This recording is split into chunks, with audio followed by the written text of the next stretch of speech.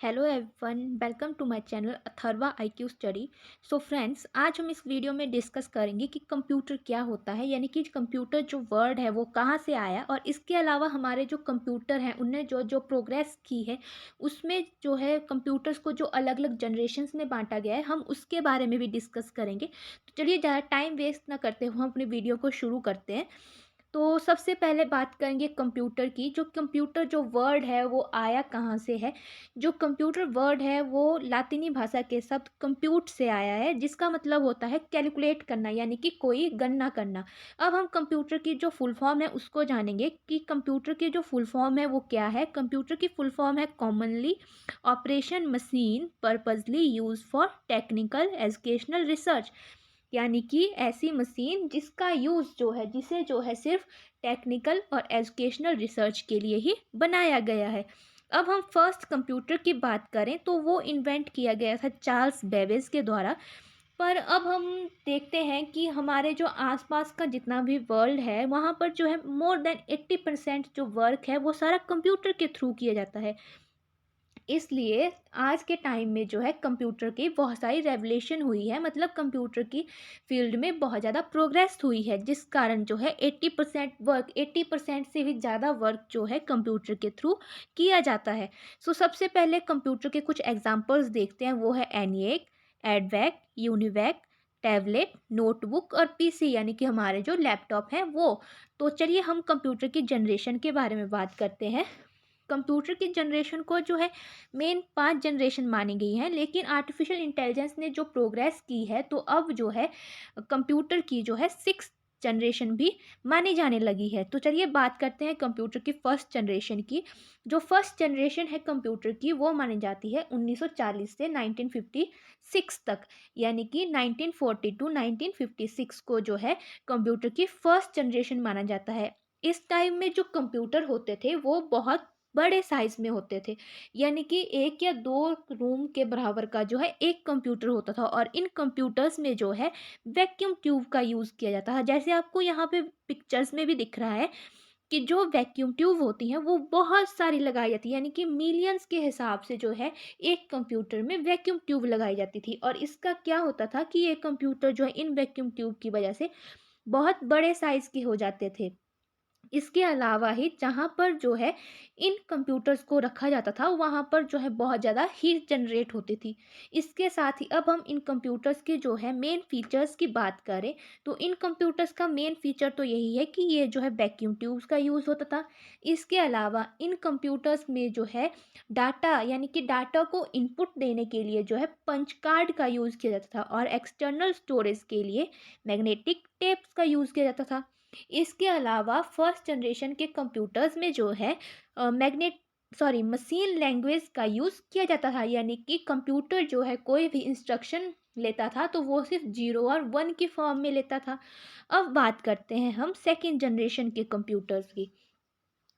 जो हमारा second generation है वो माना जाता है 1959 से 1965 तक। अब क्या हुआ कि वैक्यूम ट्यूब्स की जगह जो है अब ले ली ट्रांजिस्टर्स ने। ट्रांजिस्टर एक पिन की तरह होते थे, और इन्होंने जो है वैक्यूम ट्यूब को रिप्लेस किया, और उसका बेनिफिट क्या हुआ कि अब जो है हमारे कंप्यूटर थोड़े छोटे साइज के होने लगे।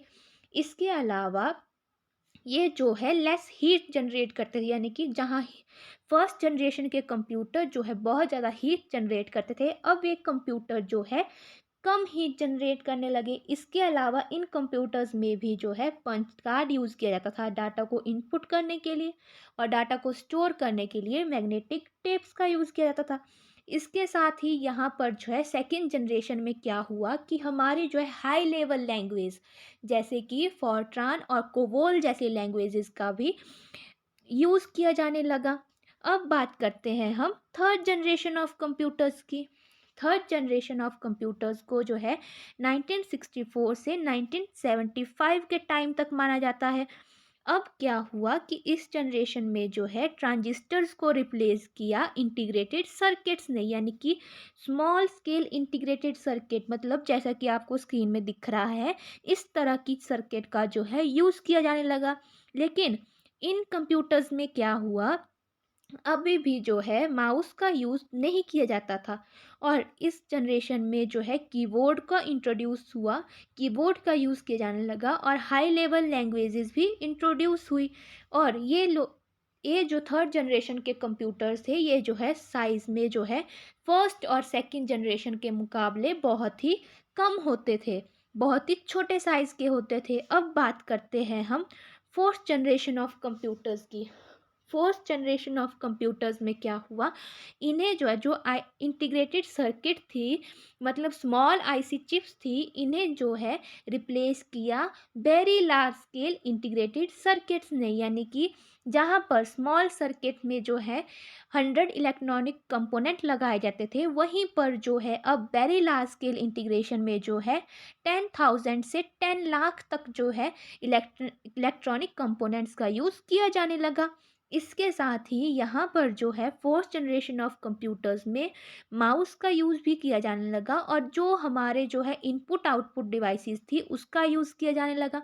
इसके साथ ही कंसेप्ट ऑफ माइक्रो कंप्यूटर, यानी कि माइक्रो कंप्यूटर का जो कंसेप्ट था वो भी यूज़ किया जाने लगा। ये कंप्यूटर जो है हमारे बिल्कुल प्रेजेंट कंप्यूटर, मतलब जैसे कि प्रेजेंट में हमारे पास जो है कंप्यूटर्स हैं, उसी की तरह होने लगे। अब बात करते हैं हम फिफ्थ जनरेशन ऑफ कंप्यूटर्स की, जो 1989 से 2010 तक माना गया है।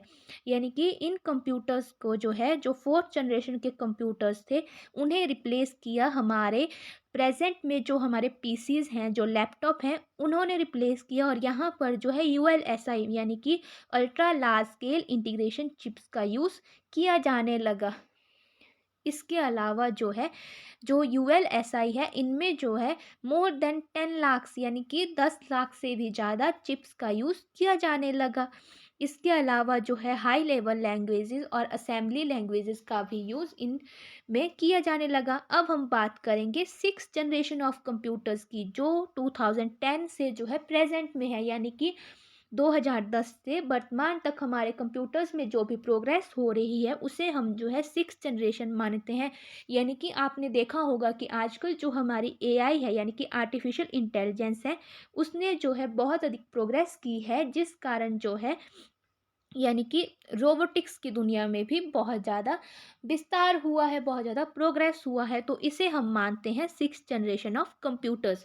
आगे एक टेबल है, मैंने ये टेबल इंसर्ट किया है, जिसमें आप समझेंगे कि अलग अलग जो जनरेशन्स है उसमें क्या क्या से फीचर्स थे। तो एक ओवरव्यू है ये। तो फर्स्ट जनरेशन मानते हैं 1940 से 1956 तक, और यहाँ पे यूज़ होता है वैक्यूम ट्यूब्स का। सेकेंड जनरेशन में 1956 से 1963, और सेकेंड जनरेशन में हुआ ट्रांजिस्टर्स का यूज़। थर्ड जनरेशन यानी कि 1964 से 1975 तक, यहाँ पे यूज़ हुआ इंटीग्रेटेड सर्किट का। फोर्थ जनरेशन में 1975 से 1989 तक, यहाँ पे यूज़ हुआ very large scale integrated circuit का। फिफ्थ जनरेशन मानते हैं 1989 से 2010 तक, यहाँ पे यूज़ हुआ ultra large scale integrated circuit का। और सिक्स जनरेशन को मानते हैं हम 2010 से प्रेजेंट तक, यानी कि जो भी हमारा आर्टिफिशियल इंटेलिजेंस है, उसे हम जो है कंप्यूटर की सिक्स जनरेशन मानते हैं। सो फ्रेंड्स, आई होप आपको वीडियो पसंद आई होगी, और ऐसी ही वीडियो को देखने के लिए हमारे चैनल अथर्वा आईक्यू स्टडी को शेयर करें, सब्सक्राइब करें। Thank you friends, and have a nice day.